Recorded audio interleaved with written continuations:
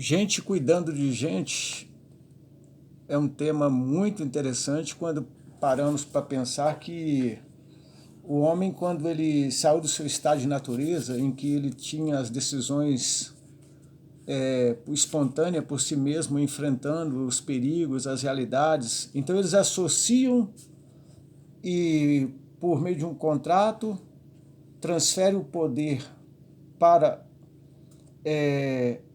um grupo, um soberano, e assim surge a legislação, o executivo, o judiciário, mas o homem se protege um do outro porque aí ele não precisa, por força e ação pessoal, fazer justiça. Ele entrega tudo ao Estado, ao próximo. Quando vamos pensar nas relações, pensamos então em como que as pessoas elas existem em comunidade. Elas não conseguem estar sozinhas no mundo, mas elas, junto com outras, é quando ela se constrói, é quando ela desenvolve a tecnologia, o sentido da vida, e assim a pessoa vai crescendo. A ética, ela faz parte do cuidado, porque resgata a essência do homem e de cada um. Por isso nós podemos dizer que numa sociedade, a humanidade é uma forma do cuidado. Aí a desumanidade é uma forma de abandono. É quando alguém é abandonado em seu estado de angústia, de sofrimento e de dor. Enquanto não for despertar em nós uma ética, um cuidado, o descaso ele gera morte, gera um preço muito alto, tanto para a pessoa que ignora o sofrimento do outro, como também para a sociedade que, num contrato, foi estabelecido como aquela que deve socorrer as pessoas. Gente precisa de gente num tempo quando as pessoas se sentem totalmente sozinhas, mesmo conectadas nas redes sociais, em vários canais, plataformas, e assim vão estabelecendo relacionamentos virtuais e sem se realizarem. Pelas redes sociais nunca se viu tanto contato, tantos amigos em comum, mas também um volume de solidão imensurável, uma condição desumana praticamente. Onde não há cuidado, não existe comunhão, não existe o amor ágape, não existe a koinonia, que é a expressão de uma comunhão em que faz parte o próprio Deus. Isso deve ser uma prática daquele que crê em promessas, que descansa em promessas, que ama as promessas e que aguarda o cumprimento dessas promessas. Cuidar, ele traz um sentido de uma ação contínua em direção a algo, a uma pessoa, ou até mesmo alguns valores que temos. Isso não se esgota, porque isso vai se estendendo também, que vai estabelecendo outras dimensões. Quando percebemos o quanto uma mãe cuida de um filho, por causa de uma dimensão afetiva, nós pensamos o quanto um filho cuida de uma mãe também quando ela se envelhece. E é muito válido dizer que o cuidado ele sobrepõe ao descuido, ao abandono, porque nisto não existe ação, muito pelo contrário, existe um comportamento repugnante. Ninguém gosta de ver nem mesmo um animal abandonado na rua. Hoje nós estamos vivendo um momento interessante em que eles estão prendendo pessoas que abandonam animais nas ruas. Então, cuidar significa pensar, refletir, significa sentir, significa acolher no coração, significa uma introspecção, uma subjetivação de valores, não apenas os seus, mas a ideia de cuidar muito mais do que aquilo que é aparente, do próprio sentido da vida do outro, da alma. Nós temos o cuidado de Deus, que é algo muito importante. Deus cuida dos seus. A nossa vida é prova de que Deus, Ele cuidou e cuida de nós. A Bíblia está repleta de pessoas que foram socorridas, cuidadas, amadas por Deus. Deus cuidou do seu povo quando estava caminhando no deserto, um lugar impensável em seu estado, em que a própria vida ela não se manifesta na plenitude, muito pelo contrário, existem apenas aqueles que se adaptam. Ou um lugar inóspito, um lugar que extrema necessidade. Atravessar um deserto é uma verdadeira academia, uma verdadeira universidade, uma prova de fogo, foi onde o povo de Deus cresceu. Não tem abrigo, não tem sombra. E o povo ali, 40 anos, caminhando no deserto.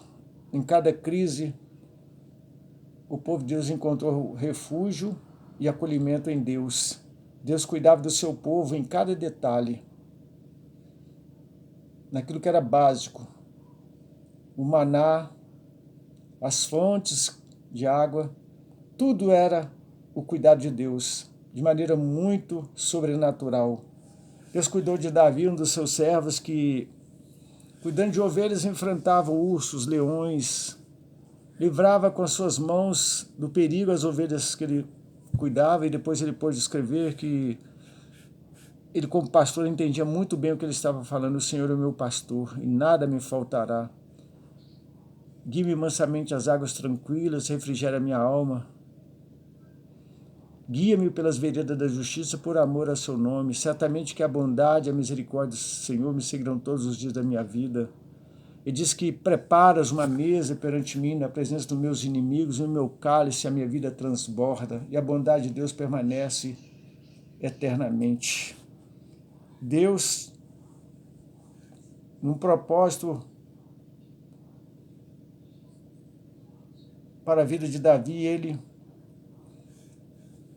o livrou da perseguição de Absalão, de Saul, de muitos inimigos. Ele foi vitorioso, porque ele dependeu de Deus. Ele enfrentou Golias, o gigante, uma história muito conhecida. Ele honrou a Saul, que o colocou como seu tocador de flauta, de harpa, para aquietar o seu espírito. E Deus cuidava dele porque via que ele era uma pessoa que tinha um princípio, um padrão que a Bíblia diz segundo o coração de Deus. Deus cuidou de Paulo durante a sua vida, nas suas viagens missionárias, nos seus desafios. Deus cuidou dele enquanto ele testemunhava a sua fé em muitas cidades. Deus sempre o livrou.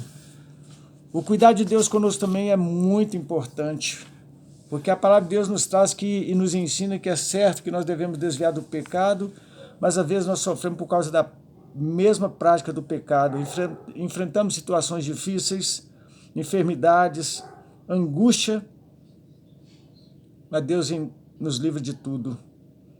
Nele nós temos o conforto, vencemos a dor, a tempestade.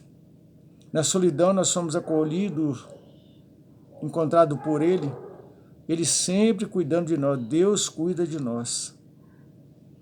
O salmista diz que ele foi moço e agora era um velho, mas que ele nunca viu uma descendência dele mendigar o pão, porque Deus estava cuidando. Fui moço e ainda sou velho. Nunca vi um justo desamparado, nem a sua descendência mendigar o pão. Então Deus sempre cuidou do seu povo, Deus cuida da nossa vida, numa situação em que nós podemos perceber, outras às vezes nem temos consciência do cuidado de Deus. Agora nós somos desafiados a cuidar de nós mesmos. É o maior desafio, cuidar da nossa saúde física, mental, intelectual, espiritual, social. Cuidar de nós é entendermos que o primeiro amor que temos que ter é por nós, porque o semelhante é como a nós mesmos. O primeiro amor a Deus com toda a intensidade, toda a força de toda a alma e ao próximo como a si mesmo. Cuidar do corpo, pois é templo do Espírito Santo. Cuidar das emoções, porque nós somos seres psicossomáticos. Nós somos seres psicossociais. A nossa instância psíquica, ela precisa ser cuidada. Ao deixarmos ser cuidado, nós não estamos nos conduzindo para um estado de plenitude, não de abandono. Nós estamos curando feridas emocionais, nós estamos nos capacitando, nós estamos buscando caminhos novos, enfrentando o sofrimento emocionais e nos envolvendo de maneira que tudo se torne saudável e assim também a gente possa também ter uma vida saudável nas relações, porque o contrário é um descuido quando nos envolvemos em relacionamentos não saudáveis, relacionamento que há apenas exploração, feridas emocionais deixamos aparecer e às vezes nutrimos com a nossa falta de racionalidade, porque somos escravos das nossas emoções, dos nossos afetos. Nós, em vez de buscar refúgio em Deus, buscamos subterfúgio nos relacionamentos, nas bebidas, nas drogas, em sexos, em compras. E com isso nós fomos nos ligando a uma angústia de alma. E chegamos até mesmo a Davi, quando ele disse: a minha alma recusa ser consolada. Quando eu me lembro de Deus, eu me perturbo. Mas depois, numa experiência de acolhimento, que ele percebe que aquilo era uma falta de cuidado com ele, ele disse: a minha alma tem sede de Deus, mas do Deus vivo. Cuidar do Espírito, descansar em Deus, usar a razão, não a força, mas usar a razão para termos discernimento quanto àquilo que realmente é de Deus ou não. Cuidar da nossa missão em que Deus nos comissionou, porque ele tem um propósito, um sentido para a nossa vida, assim como teve para José do Egito. Em toda a trajetória da vida de José do Egito, Deus estava cuidando dele, até onde ele chegou a ser governador, salvou um grande povo, porque ele permitiu ser usado por Deus. Ele cuidou muito bem dos sonhos de José, mesmo que aparentemente ele estava como que abandonado, mas ele aprendeu a confiar no cuidado de Deus. Cuidar dos relacionamentos, devemos evitar relacionamentos tóxicos. A Bíblia nos ensina que devemos evitar pessoas sem, contudo, não deixar de amá-las, mas nos ensina a fugir de discussões tolas, porque elas afetam o nosso humor, a nossa alegria.